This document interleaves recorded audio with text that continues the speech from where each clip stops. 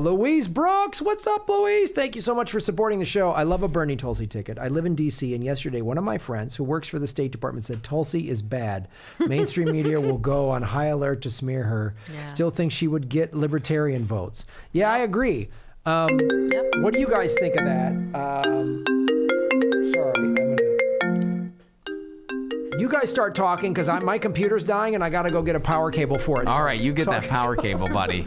Get a power cable for justice. Yeah, I mean, we agree. I mean, I agree that. Well, I feel like they would need to embellish a little bit more. If someone just says Tulsi is bad, I would be like, okay, can you give me some details here? Yeah, I mean, I don't agree with her on everything. I don't either. I know you don't either. I don't either. But I honestly, her foreign policy, I mean, she has actually been talking about this situation with Iran forever. She has been on the forefront of this. She had the Stop Arming Terrorists Act. She had all of these foreign policy issues, as well as the saying that she would forgive Assange. She would completely, she's on the right side of these national security issues, cybersecurity. She's against the policing of the American people. Those are certain things that Bernie, I don't feel like, has been sort of paying too much attention to. Also, the election. He's been on some stuff. I mean, he's come out against facial recognition. He's the only one to do so. But as far as Assange, a lot of people have been asking him to do that. He hasn't mentioned Assange. He said good things about whistleblowers in general, but he hasn't gotten specific. She has, which is awesome.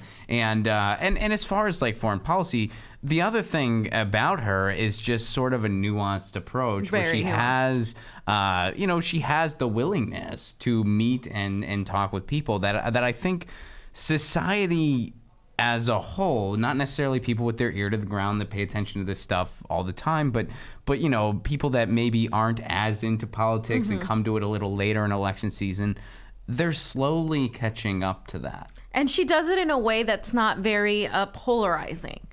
She'll like sit there and say, okay, well, we need to put the American people first and blah, blah, blah. But she says it in a way that's not like, oh, I'm an unabashed leftist socialist, or I'm this I believe in Republicans. She sort of has this more, like you said, nuanced approach to talking to people and sitting down, and I think that's the approach we need in foreign policy, because for the longest time we've had a very polarizing take on foreign policy, and it's all turned out to be a bunch of lies, and in the end the result is the same. We continue going on war, and she's brought the focus to not only ending wars, but considering proxy wars and regime changes a form of war, considering sanctions as an act of war. And she's also focused on the Securing Our Americans Elections Act, which is something that a lot of us in 2016 would have liked, considering it wasn't Russia that, we did it ourselves. We had those issues. We purged people from the polls. Exactly. Yeah. And I think that's very important. And that's something Bernie hasn't touched on. And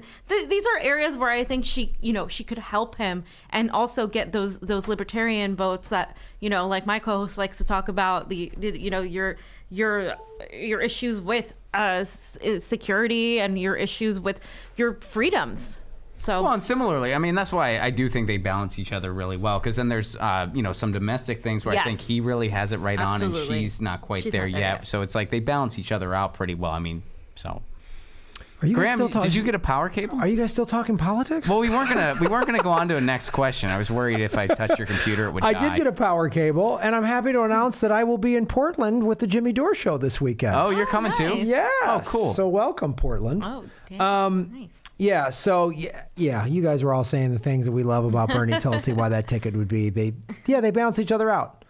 And I think, I don't know if you didn't bring up the Julian Assange. Yeah, we mentioned that. I know some people have been critical of Bernie for not understandably so. Not taking the gloves off more. And that is a fair criticism to say. What I'm seeing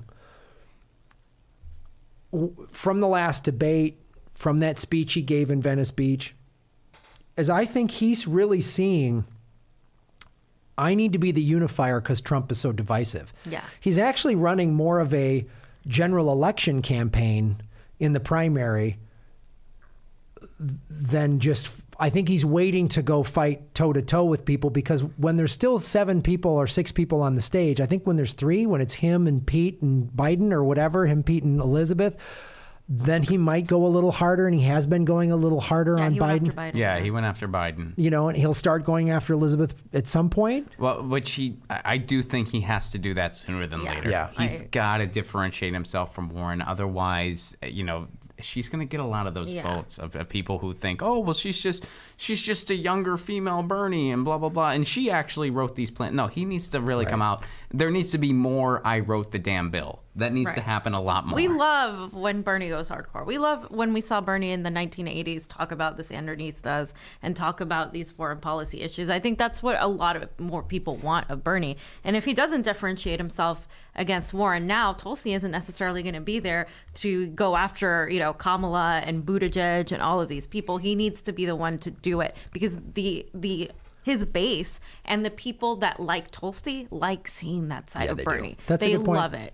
So that's a good point. She had a good moment with Buttigieg, so we can't forget that. Oh, yeah. Tulsi had that great moment with Buttigieg. And Bernie did, too, the last debate where he was like, oh, Pete, you're falling behind. You only have 39 billionaires. Yeah, competitive guy. That was great. Hey, you were a shitty mayor. Decided you could be president.